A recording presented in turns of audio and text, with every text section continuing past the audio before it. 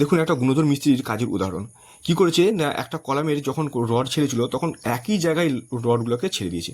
যে কারণে কি হয়েছে, পরবর্তীকালে যখন লিন্টেলের উপরে যে অংশটা ল্যাব দিচ্ছে, ল্যাব দেওয়ার সময় জগল দিয়ে যদিও জগল দিচ্ছে, তো একই জায়গায় ল্যাবগুলো পড়ে গেছে। অল্টারনেটিভ ল্যাবের কোনো উদাহরণ বা নিদর্শন এখানে দেখা যাচ্ছে না।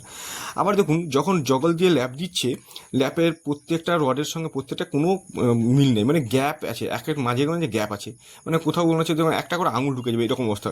তো এইরকম অবস্থায় আপনি কী করে বলবেন যে কলামটা ভালোভাবে লোড ট্রান্সফার করবে? তো লোড ট্রান্সফার করার জন্য যে মূল একটা মন্ত্র, যে কলামের ল্যাবটা যে জগল দিয়ে ল্যাব দেবো, সেটা কিন্তু ঠিকঠাক করে এখানেও হবার কোনো লক্ষণ আমি দেখতে পাচ্ছি না।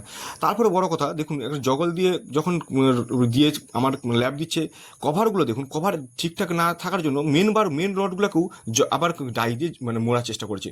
মানে একটা তো নির্দিষ্ট নিয়ম থাকে যে 1:6 মানে রেশিওতে আমাকে সেই জাগালটা দিতে হবে, সেটাও কিন্তু এখানে মানার কোনো নিদর্শন আমি দেখতে পাচ্ছি না। তো এর ফলে কি হয়, কলামগুলো কিন্তু যে কোনো মুহূর্তেই বিপজ্জনক হয়ে যায় এবং যে কোনো মুহূর্তে দুর্ঘটনা ঘটতে পারে। তাই জন্য বলি যে একটা স্কিল মিস্ত্রি দিয়ে কাজ করুন, ইঞ্জিনিয়ারদের চেক করুন, প্রয়োজনে পড়লে সেই মিস্ত্রির ব্যাকগ্রাউন্ড চেক করুন, যে কাজ কীভাবে করে সেগুলো চেক করার পরে কিন্তু কাজ দিন, তবেই কিন্তু আপনার বাড়িটা সুন্দর সুস্থ থাকবে। ধন্যবাদ।